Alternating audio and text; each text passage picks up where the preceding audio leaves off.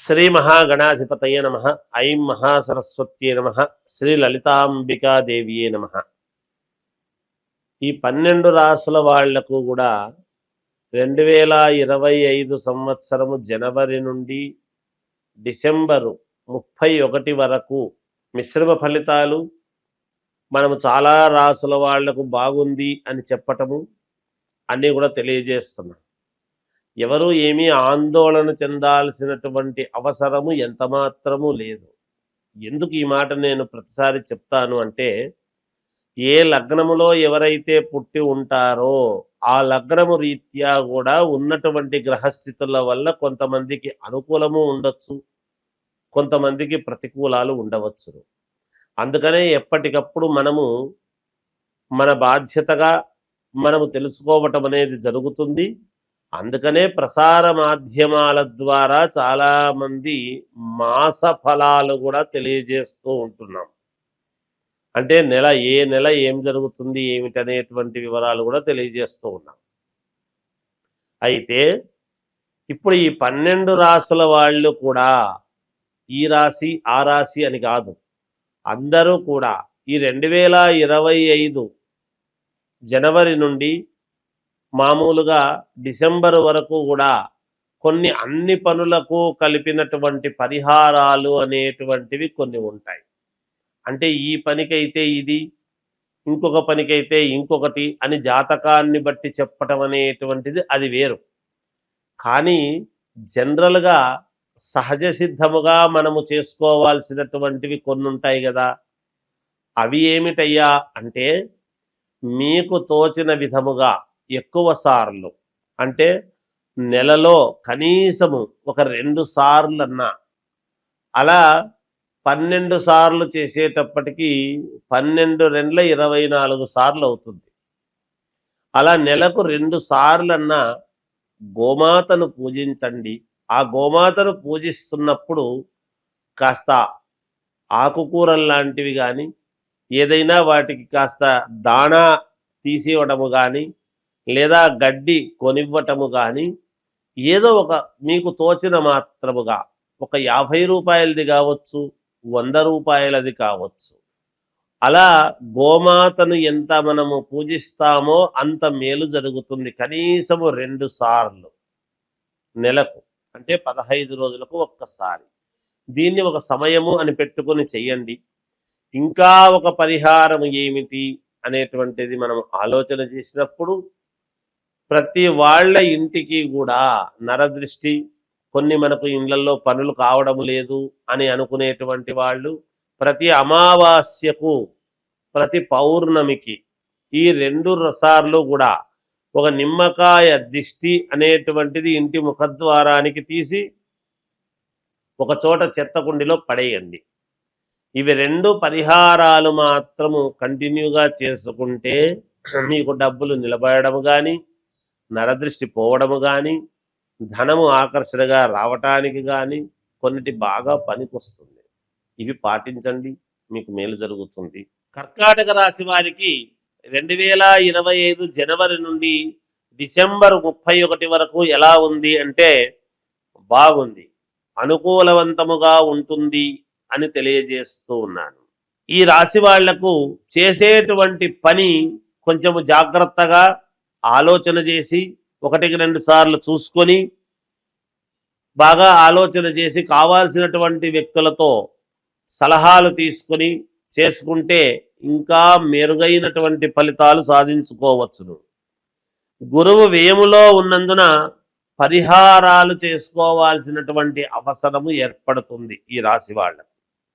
ఆరోగ్యము జాగ్రత్తగా చూసుకోవాల్సినటువంటి అవసరము ఉంటుంది. సమయానికి భోజనము చేయటము, సమయానికి నిద్రపోవటము, ఇవి 2 తప్పకుండా పాటించాలి. లేకుంటే గ్రహస్థితుల వలన చిన్న చిన్న ఇబ్బందులు తలెత్తే అవకాశము ఉండవచ్చును. విదేశాలకు వెళ్ళాలి అనుకునేటువంటి వాళ్ళు దానికి కావాల్సినటువంటి విధముగా మీరు నిర్ణయం తీసుకోవచ్చును. అక్కడ వ్యాపారం చెయ్యాలి అని అనుకునేటువంటి వాళ్ళు కూడా తప్పకుండా వెళ్ళవచ్చును, అక్కడ వ్యాపారాలు చేసుకోవచ్చును. అనుకూలవంతముగానే ఉన్నది. మంచి వ్యాపారాలు అనేటువంటివి ఆలోచన చేసి ఏది మంచి చేసుకుంటామో, ఏదైతే మంచి వ్యాపారమో దాన్ని చెయ్యాలి అని తీవ్రమైనటువంటి సంకల్పముతో, బాగా బుద్ధిబలముతో ఆలోచన చేసి అది చేసుకోవడానికి, అలాగే దాని ద్వారా పేరు సంపాదించుకోవాలి అని తీవ్ర ప్రయత్నాలు చేయటం అనేటువంటిది జరుగుతుంది గాక. ఈ రాశి వారికి శత్రువులు కూడా మిత్రులుగా మారతారు. మిమ్మల్ని ఏదైతే దూరం పెట్టారో, మిమ్మల్ని ఎవరైతే అన్నారో వాళ్ళు మళ్ళీ మీ దగ్గరికి రావటం జరుగుతుంది. అలాగే మిమ్మల్ని ద్వేషించేటువంటి వాళ్ళు కూడా మిమ్మల్ని పొగిడేటట్టు పరిస్థితిగా మీ యొక్క నడవడిక ఉండబోతున్నది. సమస్యల నుండి బయటపడటం అనేటువంటిది జరుగుతుంది. అన్ని రంగాలలో ఉండేటువంటి వాళ్లకు కూడా చాలా యోగదాయకముగా ఈ రాశి వాళ్లకు ఉండబోతున్నది.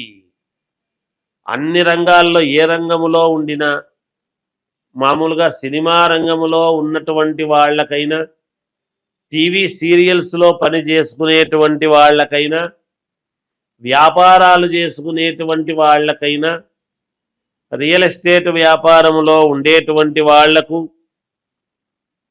పెద్ద పెద్ద వ్యాపారాలు స్టీల్ ఇట్లాంటి బిజినెస్ చేసేటువంటి వాళ్ళకు అందరికీ కూడా చాలా అనుకూలవంతముగానే ఉంది. విద్యార్థులకు చాలా యోగవంతముగా ఉన్నది. వాళ్ళు అనుకున్నది సాధిస్తారు, చదువులు పూర్తి చేసుకోగలుగుతారు. మధ్యలో చిన్నపాటి ఇబ్బందులు వచ్చినా అనుకూలవంతముగా చేసుకొని ముందుకు వెళ్ళి వాళ్ళ గోల్ వాళ్ళు దాన్ని రీచ్ కావడానికి కావలసినటువంటి నిర్ణయాలు తీసుకొని ఎదుగుతారు గాక. ఐఏఎస్ ఐపీఎస్ ఆఫీసర్లకు ప్రమోషన్లు ఖచ్చితంగా వచ్చి తీరుతాయి. మంచి ప్రశంసలు అందుకుంటారు. దాంట్లో పై ఆఫీసర్లుగా కూడా ముందుకు వెళతారు. మేలు జరుగుతుంది. పట్టుదలతో సాధిస్తారు ఈ రాశి వాళ్ళు. ఏదనుకున్నా, ఏది చెయ్యాలనుకున్నా, ఏ మార్గములో ఉన్నవాళ్ళైనా, ఏ ఉద్యోగంలో ఉన్నవాళ్ళైనా, ఎక్కడైనా సరే, ఎక్కడ ఉన్నా సరే బాగా మంచి పట్టుదలతో నేను ఎదగాలి, మేము మంచి పేరు రావాలి అనేటువంటి తాపత్రయంతో చేసుకుంటారు గాక. సినిమా రంగంలో ఉండేటువంటి వాళ్లకు అద్భుతం, యోగదాయకం.